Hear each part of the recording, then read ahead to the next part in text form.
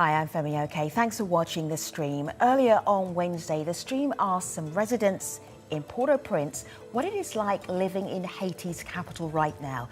This is what Jean-Nadi and Jean-Pierre told us. Insecurity is well planned to create fear in the country, because it is very bizarre that a person cannot even buy a sandal and yet have a big gun. All of these weapons go through customs.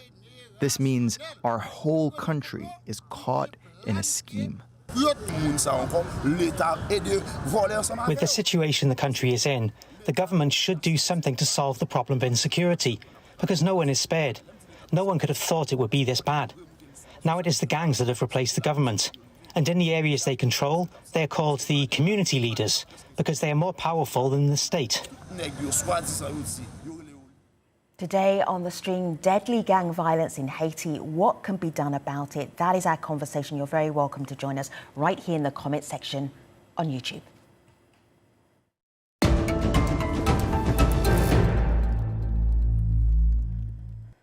This is such a pressing conversation. Let me introduce you to your panel, Velina, Jameson, John Jr. Good to have all three of you with us. Velina, please greet our audience. Tell them who you are, what you do. Hi, everybody. Hi, I'm Junior and Jameson. I'm Velina Elise Charlier. I'm a member of No Pap Domi. No Pap Domi is an activist group based in Haiti fighting against corruption, impunity, and for social justice. Good to have you. Jameson, welcome to the stream. Nice to have you on board. Please introduce yourself to our audience. Tell them who you are and what you do. Once again, thank you for having me. I'm Jameson Francis, and I am a journalist at Aibu Post.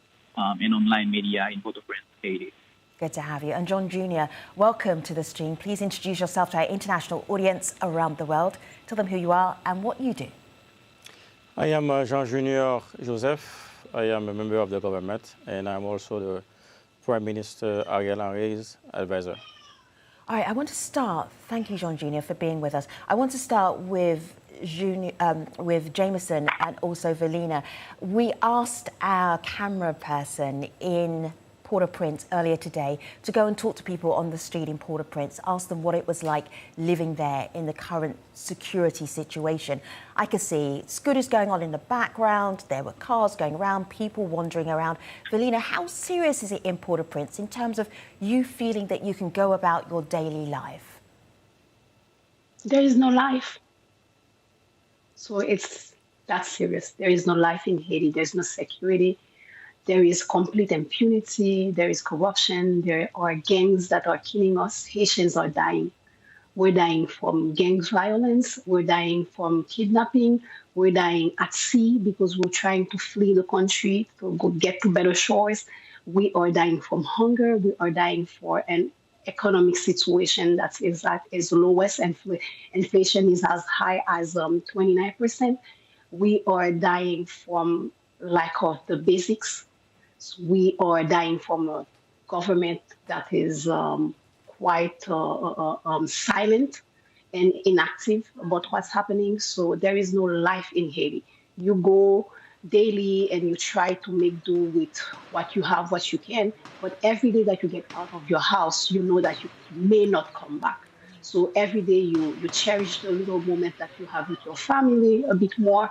You kiss and you hug the kids a bit tighter because you may not come back.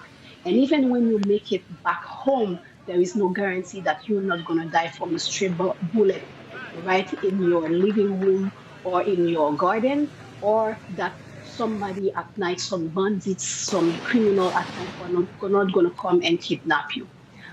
People, quiet citizens are fleeing their neighborhoods because of gang wars. So there is no life in Haiti. There is no day-to-day life. We are surviving Haiti. That's all we're doing. Velina, I'm going to bring in Jameson here. Jameson, I'm just looking here at the publication that you work with and you have worked with for the past 3 years. Just going to have a look at some of these current headlines. These women live in Cite Soleil, then the gangs started fighting. Another story here, death by stray bullets in Port-au-Prince. In the past 3 years, what has changed with the level of gang violence for Haitians? Well, I could not say better than Velina. Yes, for the last 3 years, we are living in constant fear.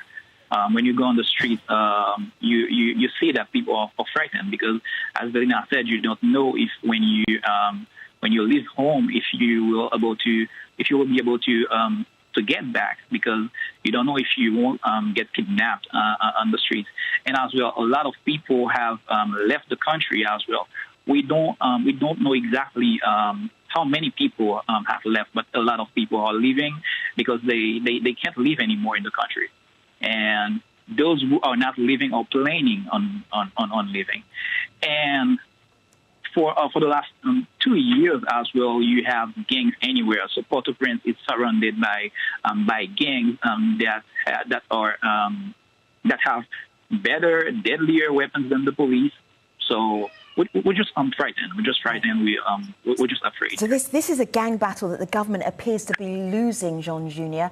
As you're a senior advisor to the Prime Minister, what is he thinking about the current situation? How is he able to help Haitians on the ground? Well, right now in the police unit, there are some good police officers. There are those who are not very proud to be police officers. Those who are very good police officers, they did some good jobs, and they even stopped certain kidnappings. They went to many poor neighborhoods where the guns are, and currently they've been arresting and defending the population. And also one thing that is clear: Haiti is not Port-au-Prince. Port-au-Prince is not Haiti either. So we have 10 departments, and right now, currently, people go to the north. They actually have even there is actually in social media. They even say that some hotels in the north are sold out. So I understand in the capital there are situations that are very, very difficult, but the government is taking this very seriously, and they've been meeting with the police units, with the SWAT teams, to make sure that we have equipment so that we can address the situation accordingly. You make a good point about Port-au-Prince not being If Haiti. I may jump in? Felina, please, go ahead.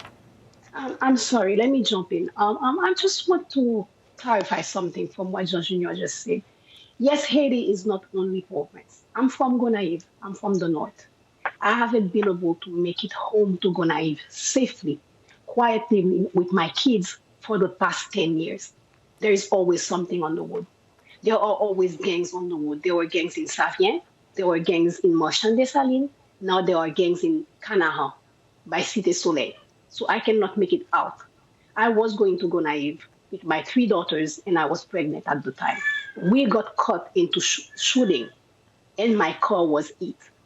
So yes, Haiti is not only Port-au-Prince, but the violence that we are seeing in Port-au-Prince, it's picking up in other cities as well. And moving from Port-au-Prince to other cities is hell. Port-au-Prince has been cut from the south for more than a year now.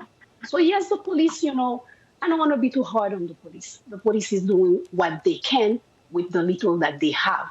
But at the same time, it must be said that the police is not doing enough, that the justice system is inexistent.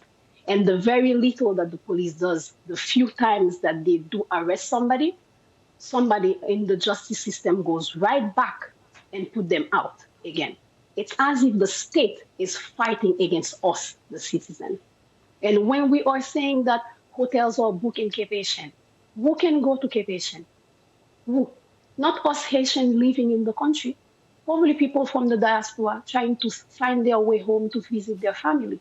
But what we are talking about, what is hard, the violence that we're seeing, the gangs that are killing more than thousands of people, the thousands of kids that are left orphaned. What are we telling to them? That the hotels are booked in Cape Haitian? That the country is not only Port-au-Prince? Is that what the government is saying to us? That move to Cape Haitian because there is more security to Cape Haitian? I don't understand that. And I don't think anybody from the government should be saying that. Let me bring in some thoughts here from our audience who are watching online on YouTube. Can you explain what is the biggest motivation for the gang violence? this really helps us go in the direction of then how do you stop it? Jameson. First of all, I think it's about election. I mean, whenever you talk about election in the country, whenever there seems to be preparation for election, you will see a rise in gang violence. But as well, it's linked to the political situation, because the last 2 or 3 years, if you are to believe reports from local human rights organization, you understand that the gangs have strong ties with people in power. So people in power trying to control the area where the gangs are operating. So yes, this is I think that this is their first motivation, and as well it's economic, because when you kidnap someone and you ask for hundreds of dollars, and then the person needs to pay to be free, of course it's a strong motivation for them, because they are making a lot of money with that. Yes, that's what I think. Jean Jr., when we said that we were going to do this program about gang violence in Haiti, we asked our audience, our community, what needs to happen to stop gang violence. Musa here on Twitter said, I think it always comes back to money. Law enforcement in many countries is corrupt or underfunded, making it easy for them to succumb to bribes or being captured by gang leaders. If there's no law enforcement, of course, these gangs will do whatever they feel. There are so many issues. Do you find that the underfunding of the police in Haiti, is that a major issue here with controlling the gangs? Because if the police can't do it, who's going to do it? Well, number one, as I said earlier, Haiti is not Port-au-Prince. Port-au-Prince is not Haiti, and that's clear about that. I'm clear about that. Yeah, you said that, and I didn't mention Port-au-Prince in my conversation with you. I was asking about underfunding of police. And then number two, when you talk about warfare weapons, Haiti is under embargo for the past 20 to 30 years. For some reasons, even under President Aristide, because of the issues with the coup d'etat, it was not easy for Haitian governments to have warfare weapons. So the gangs, for some reasons, they have a huge network where they can have warfare weapons, and most of those weapons, they come from the U.S. Customs. From the U.S. Customs, they get importation to Haiti, and then from the customs in Haiti, they get to the gangs. So this huge network they do have, and then is now all over the country, there is no control over the gangs, because you're talking about almost more than 80 gangs, organized gangs. So now the thing is, the government, Prime Minister Ariel Henry doesn't deal with gangs, and that is clear. The Prime Minister Ariel Henry never sat down with gangs members to actually negotiate with them. So the current transitional government has never had any negotiations, no relationship with the gangs in Haiti right now? Not at all, not at all. And then it was clear, the Prime Minister said that many times on his speeches, and then the Prime Minister Ariel Henry doesn't deal with gangs, and that is clear. When sometimes in the social media they can say whatever they say, but the truth is he doesn't deal with gangs. So they have a way to actually find the warfare weapons, and they concentrate some of them in the poor neighborhoods. They do kidnappings, they do whatever they have to do. But we know for sure that the police units, they need more equipment to deal with this urban warfare situation here. So, Velina, there is a popular line of thinking in Haiti in that the reason why the gangs are so powerful is because they are allowed to be that powerful. Are people misinformed? We are not misinformed. They are allowed to be so powerful. And it's the entire system that works that way. There is an embargo. Jean just said it. There is an embargo on guns and ammunition in Haiti. How in the world can those gangs be better equipped? They never run out of weapons. They never run out of ammunition. And everything that is coming to Haiti is coming by sea or by the border with the Dominican Republic. So who is letting them in? Who in the government is in charge of our borders who is in charge of our border with the Dominican Republic, who is in charge of the port, because that's where they are coming from. They're not coming from the sky. It's not rain, but they never run out of weapons and ammunition. And whenever there is a gang wars in the different neighborhood, like in Cite Soleil, where there were close to 500 people dead killed in less than 10 days, then what did the police do? We are not seeing any strong will from the government, because let's make it clear, it's not only the police in Haiti that is in charge of our security. There is also what we call the CSPN, the council that is in charge of that, who the prime minister is the head of. So that it's a shared responsibility in between the politics and the police. So the police does not have enough equipment, they are not well trained, and they do not have a will because a lot of them are corrupt. But at the same time, we are not seeing a politic will from the prime minister.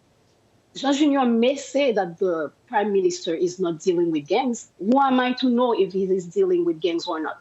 I am just a normal citizen who can see that the gangs always have the upper hand. They never run out of ammunition or weapons. And these ammunitions and weapons are coming by sea, by land, and it's the government who is in charge of making sure that what's getting in the country is not going to us. Let's hear from the advisor to the Prime Minister. Jean Junior, I know that these are not new criticisms of the transitional government. What can you say to reassure Haitians that there is a strategy to beat the gangs? It's very clear. Like currently, it's been on the news that at the customs in Port-au-Prince, they actually stopped a big package of warfare weapons that was coming for Catholic Church. And currently in Port-au-Prince, in the north of West, they actually seized some ammunitions that came from other citizens. So the change of the Director General of the Customs that has made that was a big thing for us. And based on that, you can see in the weeks coming there are going to be more seizures of warfare weapons at the customs, because as Velina said earlier, it's clear that those guys in the poor neighborhoods, they do not fabricate warfare weapons. They do not have a factory of ammunitions. For some reasons, of course, the government is thinking about a strategy, but we have to understand You're thinking about the strategy, but do you have a strategy? Because this must be quite frustrating for Haitians and also for people who care very deeply about Haiti. Can I give you a couple of thoughts from our audience who are also watching? Because I'm not hearing a strategy right now. It's a step by step. Nothing can be done in one day. It's a step by step. They changed the Director General of the Customs. Right now, currently, they've been actually seizing some warfare weapons. And then they have progressively, currently, they actually went to the West. I'm sorry? Who has been arrested? It's not only seizing the weapons. You should. Who has been arrested? And okay, what happened to the ones who were arrested? You have to say that as well. Oh, Velina. I thought it was okay. So yes, I'm just going to pause. Velina, you're asking me for a moment. No, Velina, because I wanted this to be quite constructive. Jean Junior, I gave you a second, Jean Junior, and now I'm taking that second back. Let me take it back because I'm going to involve some of our audience watching as well. She said something I need to correct. She said who was arrested. Not right now. There are people in jails who were involved in the Catholic Church import of weapons and warfare weapons, and she knows that. Velina knows that. Of course, she knows that. In Port-au-Prince, whoever was arrested was released. It's in process. And you know that. You have to give the full story. Give the full story. It's in process. In Port-au-Prince, whoever was arrested got released. Yes. And that is the problem. Impunity is the problem. Yes, take a pause for a moment. I promised our audience that they would also be part of this conversation, and I will deliver that. Jean Junior, please take a pause. Velina, please take a pause. Okay. From our audience, this is what they're saying. Catherine, jobs, jobs, jobs, social services, they should be provided by foreign countries and run and profited by Haitians. This idea that Haiti needs outside assistance is not a new one. I want you to have a listen to the managing editor of the Haitian Times. This is what she told us a few hours ago.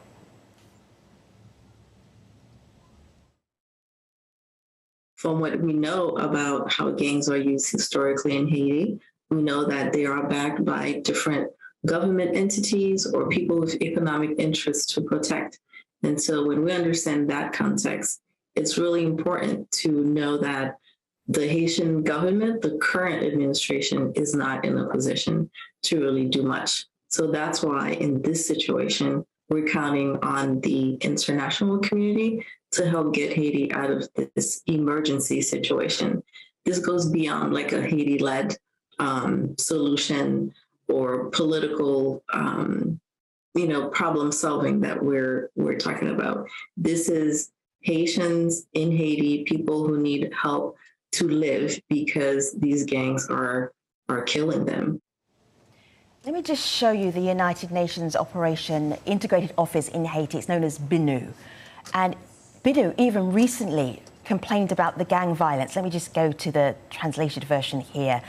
BINU calls on all armed individuals to immediately stop their acts of violence to allow free passage to the medical emergency services and encourages the national authorities to ensure the protection of the civilian population. This is international help that is available to Haiti, but is it working, John Jr.? Is this enough? Say that again. I was reading the Twitter, but I was not paying attention to what you just the question. Can you please go again, please? International help. BINU is in Haiti right now. How helpful is the United Nations to Haiti's situation with gang violence, where civilians are scared to leave their homes in some parts of Haiti?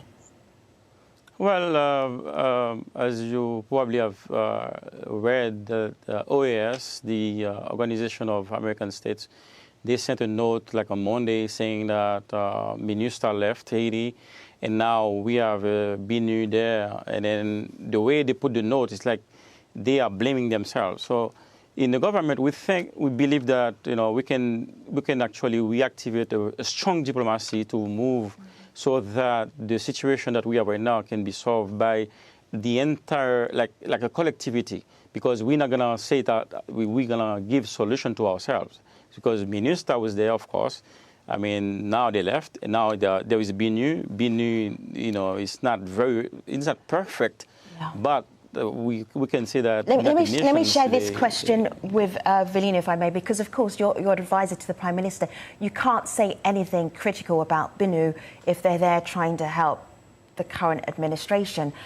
Velina, if you're going to be absolutely honest and candid about the UN in Haiti, how helpful are they in this current situation with gang violence? I'm going to say that the international community is not innocent into what's happening in Haiti. Most of what's happening in Haiti, most of the situation that we are going through in Haiti is their responsibility. And they should take full responsibility for putting us in that situation. The UN has been present in Haiti for the past 15 years. They have spent billions of dollars, more than $10 billion. When they left, we had the cholera, we had the rapes, we had the kids without father, and we had the gang violence. We had many more gangs, much more gangs than we never had before. We had a huge political, economic, and society crisis. Haiti has never been so bad, with the UN being present. And more than the UN, with the United States of America trying to rule this country. You get the last word, and it's a very sobering one at that, the last sentence. Haiti has never been so bad. I appreciate you, Jameson, who was with us a little bit earlier, John Jr. and Velina, and your comments and questions on YouTube as well. Thanks for watching today's episode. I'll see you next time.